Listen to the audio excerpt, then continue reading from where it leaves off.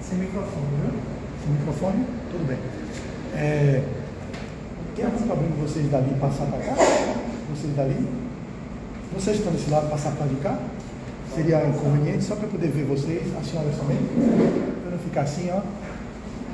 Não tem problema? Só ficar aqui assim para eu ver vocês? Eu agradeço. Porque eu posso concentrar a minha atenção. Eu concentro minha atenção aqui. E aí posso... Vocês aqui tudo bem que eu consigo olhar. Mas é só uma questão mesmo de... Se não puder, tudo bem. Eu compreendo. Então já ficou melhor, porque aí eu concentro mais aqui o olhar e vocês estão aqui na frente.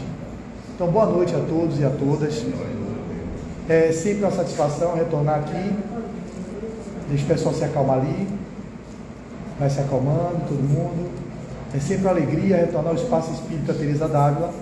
E a gente sempre tem um tema previamente estabelecido, em contato com o nosso querido amigo que nos chama, mas dessa vez eu não dei tempo o tema a ele, e eu fiquei com o tema livre. E aí eu sempre tenho trazido as mensagens de Marta. Dessa vez eu vou trazer a mensagem de Joana de Ângeles, do livro último dela, publicado pela Leal Editora, do espírita médium Divaldo, que nos traz, pela sua psicografia, esse livro que vai falar sobre o nosso mundo que está se regenerando, né? Todos nós sabemos que somos mundos de provas e expiações, estamos transitando para o mundo de regeneração. Nesse mundo de regeneração, não é que vai imperar o bem, nós teremos ainda a predominância do mal, mas já será um refrigério para as almas que vão sair desse caldeirão de provas e expiações e poderão vivenciar um pouco mais de acalento ou de mais alento para as dores que vivemos. Mas lá não será um reino regenerado, onde a paz vai imperar, não. Não. A gente tem lá no Evangelho segundo o Espiritismo, falando dos níveis dos mundos primitivos, provas e expiações, regeneração, os mundos felizes e os mundos celestiais, os angelicais, que é de onde nosso Mestre Jesus veio para mostrar que era possível chegar ao píncaro da evolução, que é a plenitude do ser que ele conseguiu alcançar, e demonstrou, se ele conseguiu chegar lá, na perfeição maior que nós, enquanto terrenos e terráqueos, podemos perceber, nós também podemos. O propósito que ele teve foi que ele caminhou de um jeito, seguindo as leis de Deus, que todos vocês também têm as leis de Deus, que estão íncitas na consciência de cada um, mas o nosso diferencial para Jesus é que a gente não segue as leis de Deus, e ele seguiu. Por ele ter seguido, ele conseguiu estabelecer metas, e através de suas metas passou por provas e expiações, por mundos primitivos, regeneradores, passou pelos mundos felizes e chegou nos mundos celestiais. A gente está tentando alcançar o mundo regenerado, sair de provas e expiações para passar para a regeneração. É óbvio que vocês compreendem que o mundo não é regenerado, não é porque ele não possa ser. Ele não está regenerado por quê? Vocês acham que o mundo não está regenerado por quê? Porque nós ainda não nos regeneramos. Quando nós nos regenerarmos, o mundo automaticamente se regenerará. Só que a gente não está investindo o tempo suficiente nesse processo.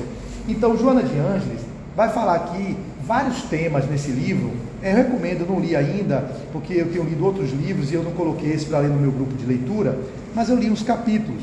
E aí me pediram para falar sobre um tema do segundo capítulo, e hoje, já que eu vou falar sobre decepções, que é uma outra casa espírita, eu vou falar do primeiro, que eu vou fazendo, quem sabe, se forem temas livres, seguindo também o livro todo. Daqui a pouco eu fiz a palestra do livro todo. São 30 temas.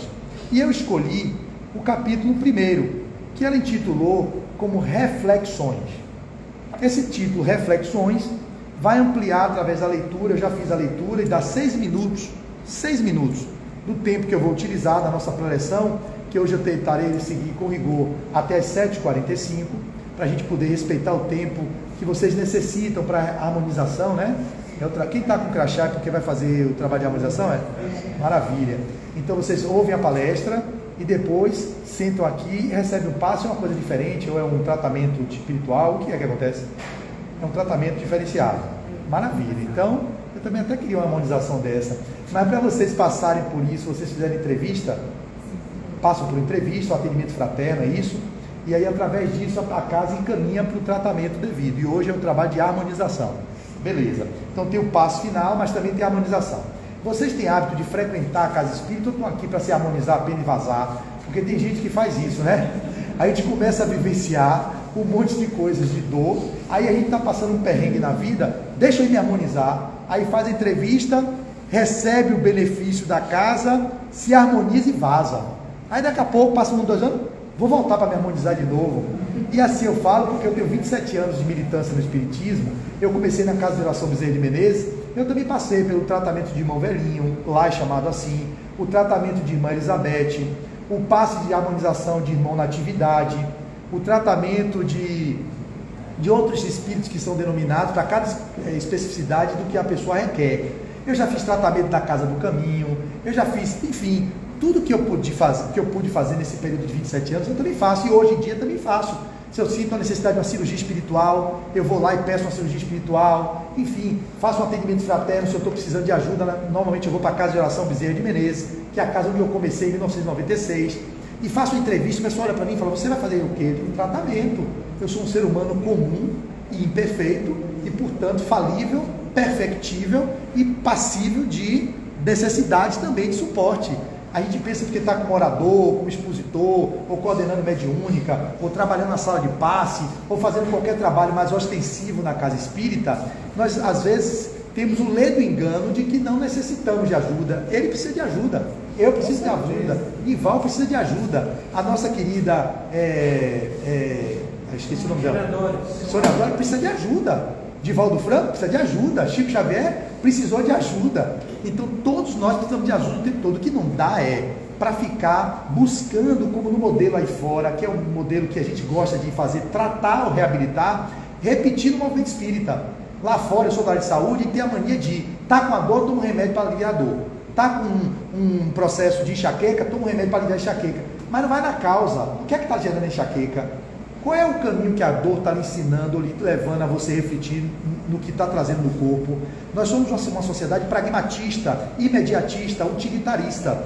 Então é muito mágico, e a sociedade, o modelo que está aí, ele faz uma sociedade adoecida fruto justamente das ideias que permeiam o movimento do cuidado com a saúde humana, ou com as dimensões do ser humano. Então é muito mais fácil ir para um profissional de saúde que me deu uma pílulazinha, toma aqui, faz essa pílula, tomou, aliviou tudo. Nossa, é muito menos trabalhoso do que eu ter que me implicar em fazer um trabalho de prevenção, de olhar a postura que eu estou dando um exemplo assim bem periférico, como é que eu estou me sentando, para não ter que estar usando fisioterapeuta, ou osteopata, ou ortopedista, para estar sempre medicando uma dor lombar. O que é que vocês têm feito na hora de dormir? Como é que está sendo a hidratação do seu disco?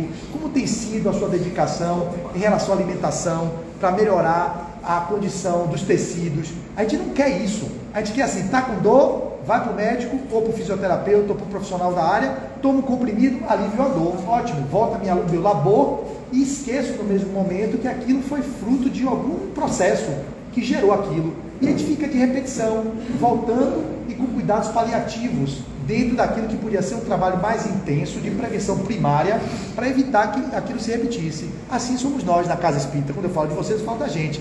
Vem para cá, todo mundo corrido do trabalho, chegando atrasado alguns, cheio de crachá, todo mundo buscando ajuda, meu Deus, aqui a casa vai me ajudar. Aí daqui a pouco faz um tratamento, um ciclo talvez de quantos encontros, eu não sei, melhorou, sentiu um refazimento, está na doutrinária, implantou o evangelho no lar, digamos. Aí daqui a pouco vai para o oba-oba de novo, vamos viver oba-oba, vamos lá, vamos. Ó, Lombino, eu te amei, mas você não viu. E aí começa, vamos curtir a vida, beleza, a vida também é festa, é celebração, mas não pode ser só isso. Aí adoeceu de novo, corre para o centro.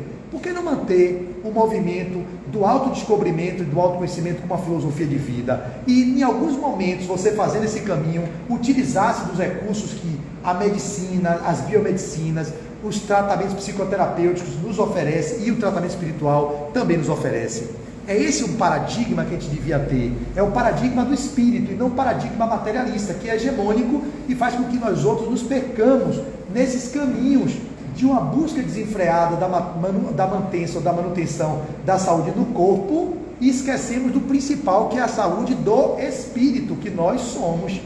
E isso a gente não pode ficar pontuando, brincando de cuidar do espírito. A gente precisa fazer disso uma filosofia de vida. É esse o movimento que eu acredito. E Joana vai trazer reflexões muito profundas, que dura 6 minutos, como eu disse, a leitura. É a sonhadora que chega ali, né? Que dura 6 minutos mais ou menos. Eu vou fazendo a leitura e pontuando, mas respeitando hoje o tempo até 7h45. Então, o que vai dizer Joana? Prestemos atenção. Antes de iniciar-se o processo de tua reencarnação, estabelecestes condições delicadas e de alta significação para o teu êxito na Terra.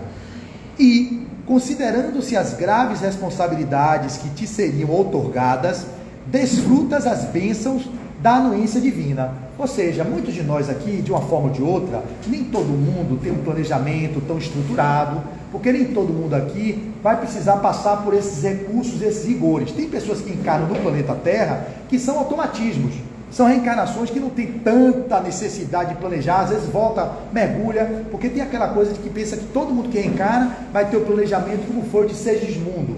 Quem não sabe quem é Segismundo, leia o livro Missionários da Luz, no capítulo que fala da reencarnação, uma das narrativas mais belas que André Luiz nos traz. Em nome de Jesus, quem fala, uma alma, chegou um espírito, encarnou aí, uma alma penada, chegou na casa. Nossa Senhora, Deus, quem é que está ali atrás da pilastra que eu não vejo? Sônia, cadê?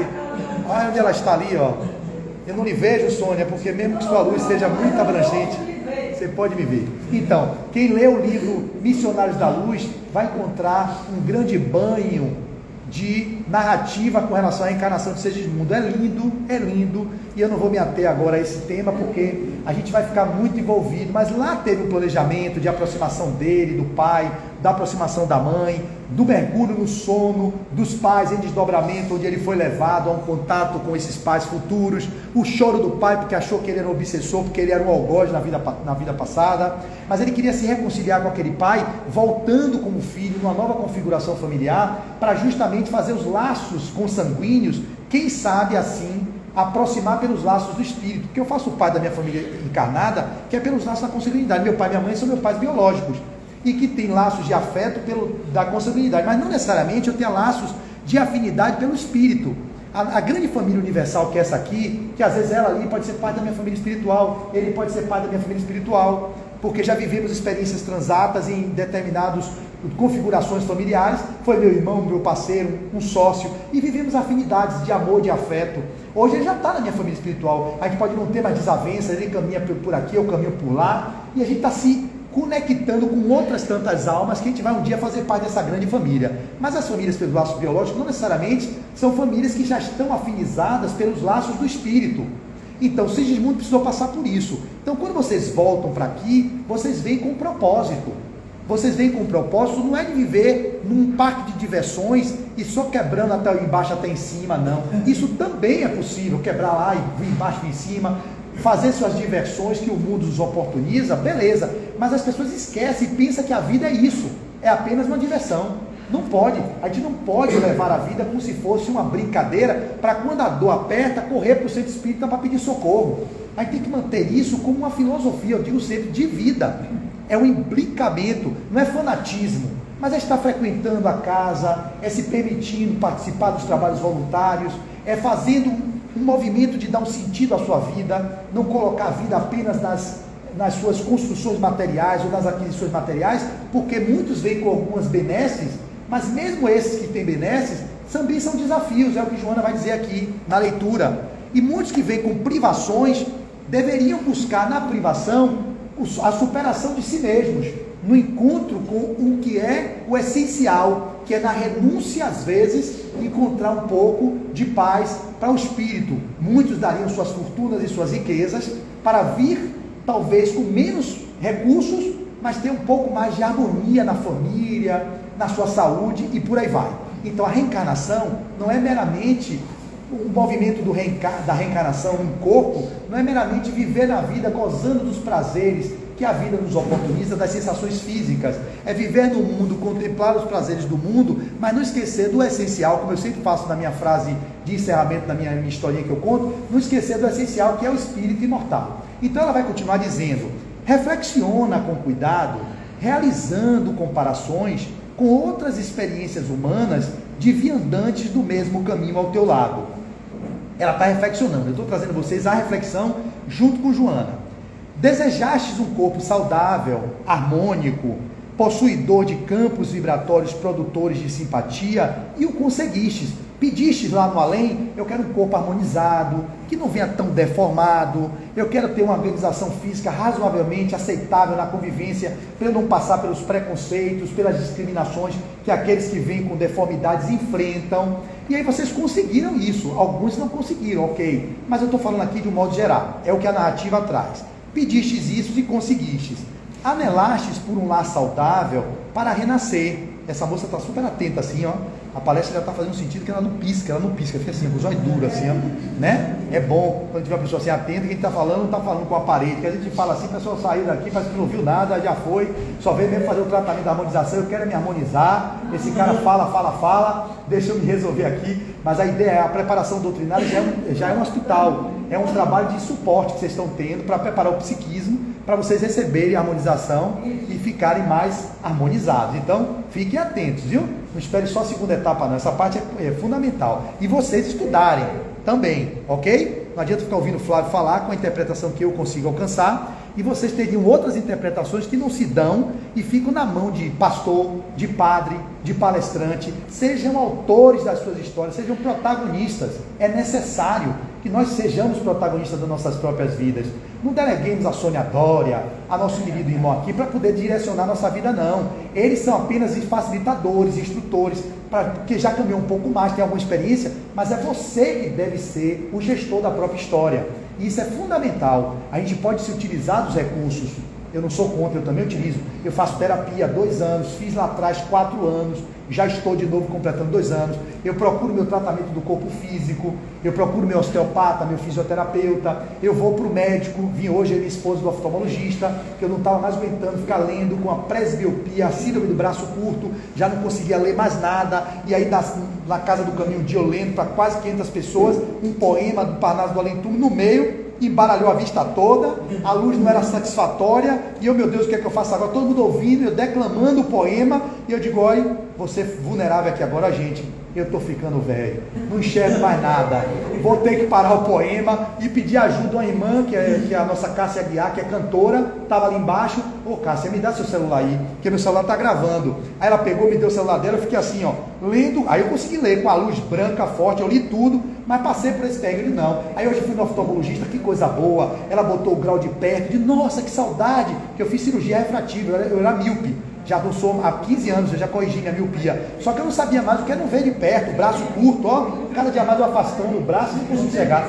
Quando voltou a lente, meu amigo, que eu vi aquela coisa nítida, ela botou a lente na miudinha, meu Deus, por que eu passei tanto tempo me privando de um óculos? Já vou eu e minha esposa, os dois, ó, o óculosinho na ponta do nariz, para poder fazer assim, ó, como vai, meu amigo? E olha por cima, e olha por baixo. Ela não faz, você pode fazer com uma visão intermediária e próximo que você faz aquele óculos inteiro, que você está ali na palestra, normalmente a tribuna fica a 70 centímetros, você vai ter a divisão de perto, e também pode olhar um pouco assim no intermediário, e opa, já estou super bem, estou assim radiante para voltar a usar óculos desde 20 anos que eu não uso, e usei a vida inteira, desde 11, sempre fui 4 olhos, né? Hoje até um charme, olha o canho dela, olha, estou olhando os óculos, todo mundo aqui fica bonitinho, né? É um acessório que dá um charme, olha ela ali também. Então, a gente veio com um propósito para poder construir uma vida que não é de viver nesse mundo, o corpo vai perecer, a gente está envelhecendo, a gente está perecendo a cada dia. Eu cada dia percebo o envelhecimento das células, as coisas vão aparecendo, nunca vi tanta pinta, tanto nevo no meu corpo, é um monte de pintinho de dedo, que diabo é isso?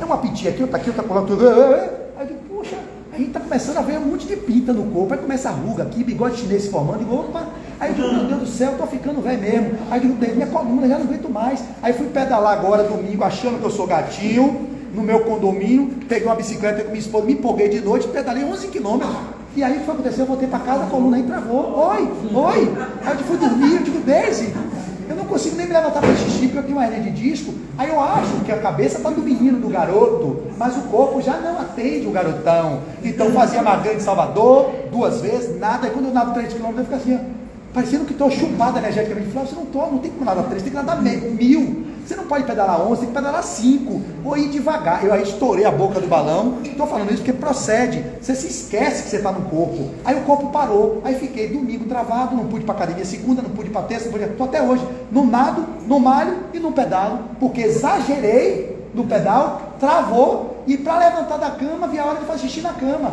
pedindo um papagaio, como meus velhos, que eu tratava os velhos, né? Os velhos sabem, meu filho, me dá um papagaio. Aí você bota o papagaio para fazer xixi, porque o tempo de me deslocar até a cama, quase, eu estou falando sério, quase eu fazer xixi na cama. Eu digo, que situação horrível. Aí você começa a se deparar, meu Deus, estou ficando velhinho para andar. Estou aqui, beleza, né? Que eu sou fisioterapeuta, já cuidei, já fiz meus trabalhos, fui para o meu osteopata, mas ao mesmo tempo ficando analisando, Flávio, não dá. Meu osteopata, Flávio, você não pode mais pedalar 11 quilômetros, meu filho. Você sabe que você está com meio século de vida, irmão. Meio século. Eu tenho 50 anos. Nossa querida dona já está com 88, mas está toda durinha. Ninguém dá ela de 88 anos. Ó, toda gatinha, era uma gatosa, era uma gata idosa. Olha lá, 88 anos você daria isso a ela? Ninguém sabe. Eu sei, da idade, estou divulgando aqui, 88, está perto de 90. Mas está lá, toda durinha. Então, mas isso aí vai num cuidado que a gente precisa ter com o corpo. Mas precisamos também cuidar. Vamos lá, gente.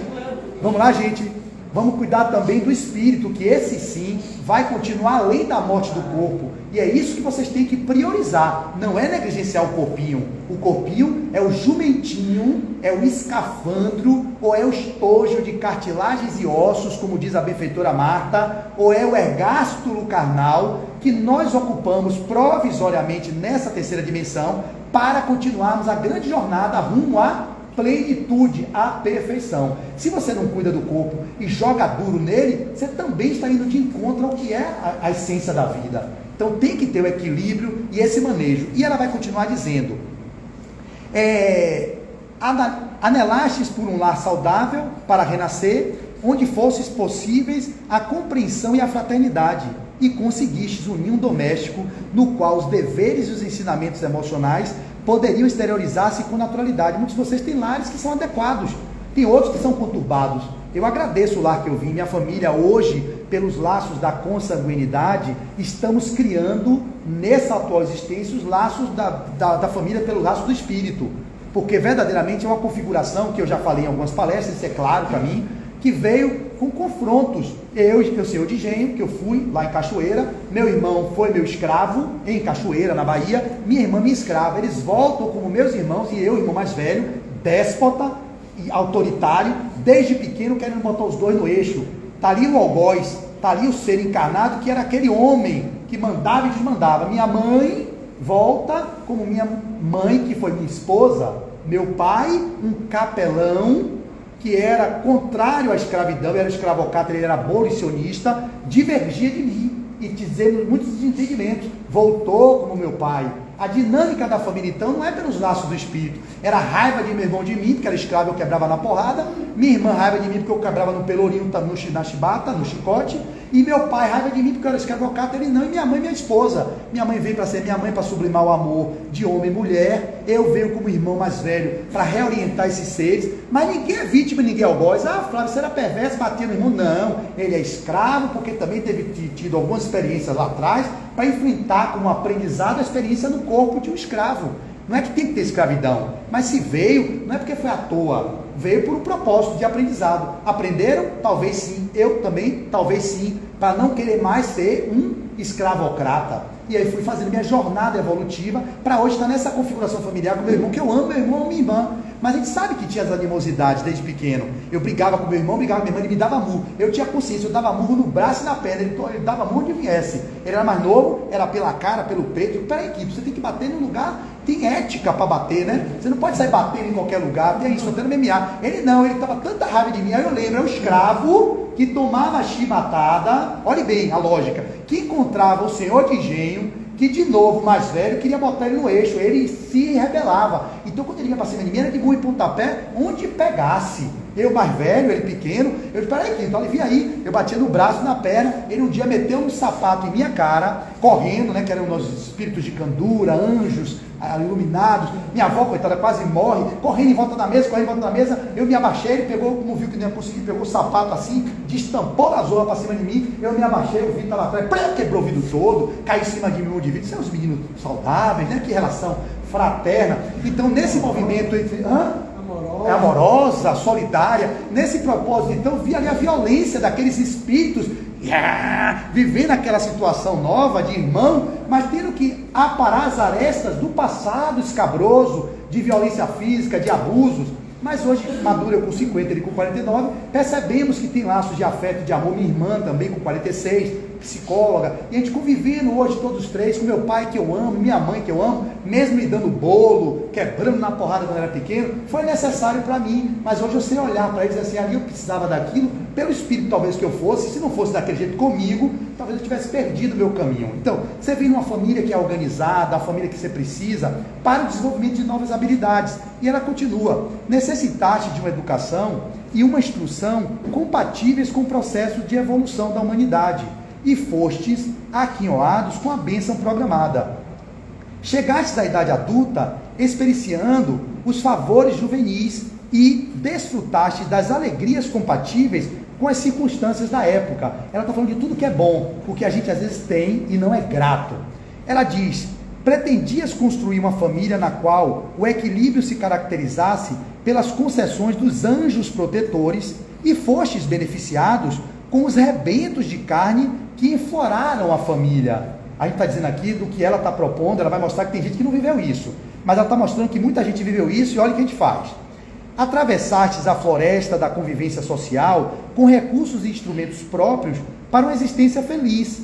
Foram equacionados desafios complexos e dificuldades que remanesciam no quadro da reencarnação, para tanto encontraste solução própria, sem deixar no passado um saldo de misérias de quaisquer denominações, como eu deixei: centurião romano, senhor de engenho, um monte de coisa que não presta, porque a pessoa só vê rei, só vê que foi príncipe. Eu não, só fui coisa, a escória da humanidade. Pelas minhas experiências que eu vi, uma ou outra que foi uma coisa razoável, foi quando eu voltei como negro nos Estados Unidos, para resgatar essa vida de escravocrata aqui na Bahia, em Cachoeira, que eu vivi lá nos Estados Unidos na época de Abraham Lincoln, e eu morri, se eu fiz na regressão de memória, vi na minha formação de 2 anos, e aí eu vi que eu fui morto dentro de um galpão, e eu tinha um trauma de liderar por isso, porque eu ficava com receio de levar meus liderados. Eu tenho uma verve política, eu participei da Revolução Francesa, com os girondinos, jacobinos, no iluminismo francês, eu fui uma das lideranças, meti muita gente na guilhotina, fiz miséria, não valia muita coisa não. Centurião romano,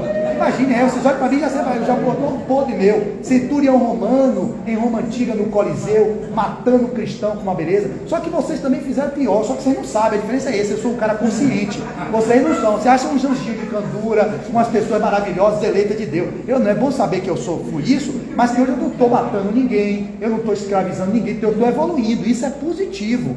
Esse processo, portanto, de morrer como negro, e aí tem um amigo ali que é preto, retinto, né, que a gente fala hoje das gradas. Eu também sou negro, mas sou negro pardo, ele é retinto, eu vim da sua cor, negro retinto na minha encarnação, e lá, liderando minha comunidade, mulheres, homens e crianças, eu fui insurgente contra os americanos do sul. Eles me capturaram, me deram uma sova retada, mandando eu parar com aquilo. Eu não cedi, continuei liderando e fingia na igreja protestante que eu era na época, falando para a minha comunidade, mas não era sobre só o evangelho, era no evangelho, e fazendo com que eles não se permitissem ser escravizados. Os brancos vieram, cercaram a minha igreja com madeira e jogaram tochas e me queimaram com minha comunidade, como vocês aqui essa cena, eu falando, meus amigos, e todo mundo aqui, no domingo, queimou todo mundo junto comigo. O que é que eu fiquei com culpa? Achei que fui eu responsável para matar essa galera toda junto comigo. Foi um tormento na minha vida, mas eu consegui equacionar. Então, as leis são de probabilidades, causa e efeito, ação e reação,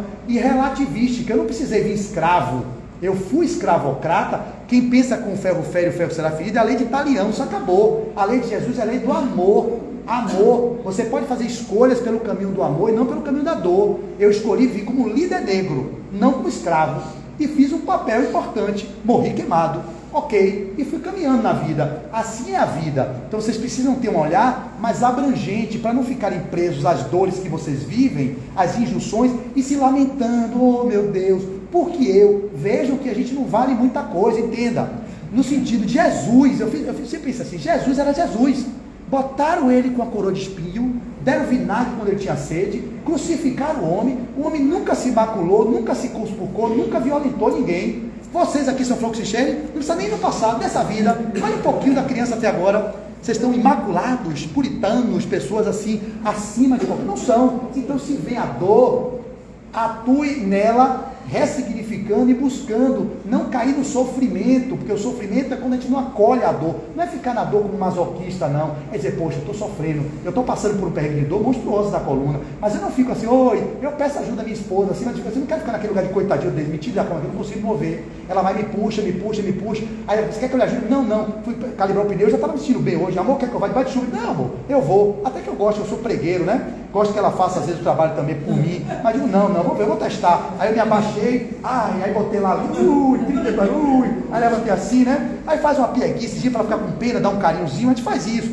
então eu tento olhar a dor como um recurso do meu crescimento, e não como um lugar de ficar, oh meu Deus, por que eu? Por que eu não? Por que não eu? Por que não eu? Por que o outro e não eu? Vai chegar para todo mundo a morte, vai chegar os perrengues. Se trabalhar para o enfrentamento, é o lugar que você olha para aquilo como um recurso para o aprendizado. Se você souber fazer uso da dor como um aprendizado de evolução, você vai atravessar todas as etapas de sua vida, lembrando de Jesus, sempre. Eu lembro dele, sempre ele. Eu digo, rapaz, se ele passou por aqui, quem sou eu? Aí eu vou para Chico Xavier, aí eu vou para São Francisco de Assis, vou na gradação, primeiro eu vou para Jesus, depois eu digo, São Francisco, olha que São Francisco viveu, tracoma, um monte de problema, as chagas da malária. Eu digo, ele era um espírito bondoso, o maior espírito depois de Jesus foi João, São Francisco, e que foi João Evangelista, já era um apóstolo, volta com São Francisco lá pelo século XIII, e vem com esses perrengues, aí eu vou para Chico Xavier, um homem bom daquele, cego, catarata, melhor dizendo, cheio de problema, e eu digo, poxa, aí vem tio Nilson, que era da Mansão do Caminho, câncer de próstata, já chegou ao fim? Não, calma, falta 10 minutos, aí vem câncer de próstata, e aí passa por um perrengue retado, você vê, aí eu fico olhando, poxa, as pessoas boas também passam por perrengues, então significa que não é porque você é uma pessoa que se equivocou não, você pode ter aquilo como uma expiação, ou como uma prova, para enfrentar as adversidades e continuar marchando no caminho do amor, no caminho do bem. E ela continua, como ele levantou, ele já está me sinalizando aqui o terror e pânico, vamos embora, toda vez que as preocupações se tornaram graves, no momento adequado, recebeste o auxílio do alto, quase inesperado, mantendo-se no ritmo do trabalho e no labor dignificante. Pudeste superar armadilhas de inimigos que te não perdoam o progresso que conseguiste sem maior soma de sacrifícios. Encontrastes abertas as portas da edificação da humanidade e estás em campo, qual habilidoso lutador que não teme os combates. Aí vem, concomitantemente, os instrumentos com que fostes equipados para o triunfo existencial tornaram-se perigosos recursos que também atraíram, aqui vem, presenças perigosas, semelhantes à flor fascinante e perfumada, que mediante esses tesouros é atacada ferozmente pelos inimigos naturais. É aquela flor que brilha e que é atacada pelos outros. Como você se destaca, começa a ter coisas que se diferenciam, você vai ter os inimigos naturais, que são os inimigos encarnados, e aqueles desencarnados que não quer ver seu progresso, quer puxar seu tapete, quer dar uma rasteira em você, e aí precisa aumentar a vigilância. E ela fala, titubeastes vezes sem conta, em razão da afetividade tumultuada aqui, pelo prazer superficial do novo e do diferente, tornando-se necessária a interferência dos teus guias espirituais que ajudaram a deslindar-te da hipnose devastadora que poderia destruir os belos planos transcendentais. Quantos de nós estamos verdadeiramente hipnotizados por entidades levianas que conseguem nos manipular, acessando os nossos complexos, aqueles lugares que a gente não está acostumado a olhar, e vai nos manipulando e nos guiando para os abismos da encarnação, e a gente sequer percebe que tem benfeitores que também estão a nos auxiliar, mas a gente não sintoniza com eles, porque a gente é tão atrasadinho evolutivamente que é mais fácil sintonizar com a oposição do que sintonizar com o belo e com o bom. A proposta é do movimento de mergulho interior, da meditação, das leituras edificantes, do silêncio, das harmonizações na casa espírita, da frequência do trabalho voluntário, tudo isso para que a gente tenha mais tempo e carga horária ligado ao propósito do bem, para que a gente, quando vá viver as nossas dificuldades, olha, eu tenho um quanto de energia que me levou para o mais, e aí você conecta com entidades venerandas, com entidades benfeitoras que tem em você lugar de ressoar com você. Mas se a gente só vive no primarismo, no oba-oba, quando vai buscar uma sintonia, pô, não tem como recursar Flávio não tem nada que eu possa acessar nele, que me faça eu induzi-lo a sair desse caminho. Quantos de nós nos perdemos por esse caminho? E ela continua, felizmente, estás desperto para os deveres mais elevados, a fim de os atender com todos esses recursos com que estás aquinhoado. Se saíste de situações embaraçosas que iriam tragar-te, lançando-te no abismo de sua perversa atração, conseguistes perceber a tempo a cilada espiritual que te estava expondo à perda da oportunidade ímpar. Mantém-te vigilante e cuidadoso, não permitindo que novas fascinações te arrebatem as emoções, anunciando prazeres que já conheces, mas a vulgaridade do momento transforma em projeção social e alucinação nos relacionamentos sociais e morais. Já vivemos isso em várias vidas, os prazeres, os acepipes, as coisas que nutrem as nossas sensações, os nossos instintos, mas não nos levam para um padrão de evolução moral, que seria aquele que nos traria a paz, que todo mundo aqui está buscando, porque eu busco e me vejo me perdendo, chafurdando-me nas vicissitudes do caminho, repetindo os padrões do homem velho, que já viveu etapas e que já viu que isso não me leva para o mais. Por que repetimos? E ela continua: a felicidade não ergue o seu edifício de paz sobre os escombros daqueles que foram derrubados. Não se pode navegar com sorrisos na barca da ilusão, sobre a torrente das lágrimas alheias de que se te faz responsável. A alegria somente é verdadeira quando as suas nascentes não são as mesmas dos minadouros do sofrimento de outrem. Não há quem possa ser feliz pisando e vilipendiando aqueles que estão à nossa margem. Só temos como crescer enquanto humanidade, enquanto coletividade, se todos estivermos no mesmo propósito de levar as pessoas para o mais. Dr. Bezerra de Menezes, ao sair do corpo, foi chamado por Maria Santíssima a habitar outras esferas na escala da evolução. E ele dizia: não, mãe, se eu puder, eu gostaria de ficar com meus irmãos da terra, porque enquanto uma lágrima se derramar sobre ela, é ali que eu quero estar caminhando com eles, porque não há como ser feliz tendo pessoas na retaguarda se batendo nas mazelas da vida. Por mais que você ache que pode viver num nicho de proteção e de um lugar de eleito, com todas as vantagens materiais, com a família organizada, mas enquanto a família do outro está em sofrimento, nós não vamos poder gozar da paz. A paz é relativa, mas a paz absoluta é enquanto a humanidade consegue conquistar, enquanto coletividade, esse caminho de bem-aventurança. Por isso que o trabalho dos espíritos elevados, eles nunca vão, eles sempre voltam para trás, para trazer os que ficaram na retaguarda, porque não tem como ser pleno nos mundos felizes, sabendo que tem gente sofrendo em primitivo e em mundos de provas e expiações. Então, quando as criaturas humanas, temos 5 minutos, né? Quando as criaturas humanas compreenderem que a renúncia em benefício de alguém é conquista de alto preço, os rumos da sociedade, eu falei o que eu tinha lido, né? Por alto preço, os rumos da sociedade serão muito diversos destes que vêm sendo percorridos. Vou repetir: quando as criaturas humanas compreenderem que a renúncia em benefício de alguém é conquista de alto preço, os rumos da sociedade serão muito diversos destes que vêm sendo percorridos, porque tal conduta ainda não foi conseguida. As enfermidades cruéis e dilaceradoras se encarregam de mudar as faces da beleza, da juventude e do encanto de um momento para outro. A gente veio, eu falei no início da minha palestra sobre a minha velhice, o meu processo de envelhecimento, a degenerescência visual, a presbiacusia, a presbiopia, a degenerescência vertebral, articular, os processos inerentes ao envelhecimento, o declínio da função cognitiva, às vezes, o declínio da minha função de marcha, a habilidade de passar por cima de um toco, achando que consegue, meus velhos teimosos como o quê? Eu digo: velho, você não dá, me deixe, você precisa de uma bengala de auxílio. Não, eu posso, mas ela pensa que pode, como o Flávio pensou que podia caminhar 10 km na bicicleta e fiquei travado. Ela pensa que pode, aí quando vai dar o passo, ela acha, porque ela mente está jovem, mas o corpo não atende. Quando vai dar o passo, o pé pegou na cadeira e tropeçou e se arrebentou com fratura de colo de fêmur. Isso é rebeldia que a gente vive, você sabe que é assim. É assim que funciona. Então, a gente precisa estar atento o que nós estamos fazendo com o nosso orgulho, com a nossa vaidade, que não estamos tendo o tempo suficiente. Já sei que vai acabar daqui a 3 minutos. Então, já chegou nesse, já fica aqui, está tudo na hora, ele vai chamar no eixo, faltam 3 minutos, me dê esses meus 3 minutos. Então, ela finaliza dizendo: porque tal conduta ainda não foi conseguida, as enfermidades cruéis e dilaceradoras se encarregam de mudar as faces da beleza. É isso que vai tendo. Olha, dou aqui, dou acolá, para parar você, para lhe chamar para dentro. Não conte sempre com a aparência que altera a cada instante e joga para fora as aflições asfixiadas no oceano íntimo das necessidades reais ou imaginárias. Sempre se considera a feiura, a dor, a ausência de recursos financeiros, a solidão, o abandono, como provações ultrizes com o que anuímos seguramente.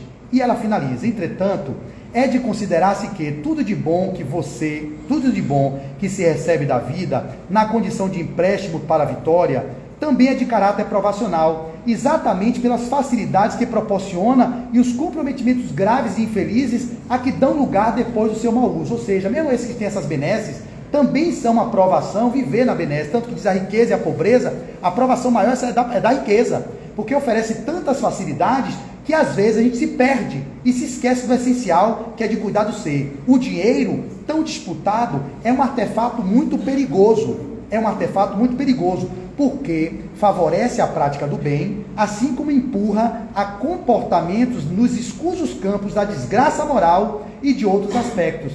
A beleza, olha o que ela fala, é concessão cheia de gravames, porque se não se apoia em elementos interiores, de expressões morais, torna-se portadora de tragédia como a da Medusa, do mito da Medusa. A saúde é patrimônio sublime, que deve ser preservado, porque também é transitória, e quando escasseia, torna-se um tormento sem nome. Quando a gente perde a saúde, meu Deus, a gente fica mansinho. Eu com essa dor fiquei mansinho, porque estava dependente dos outros. E ela finaliza, agora é o último parágrafo.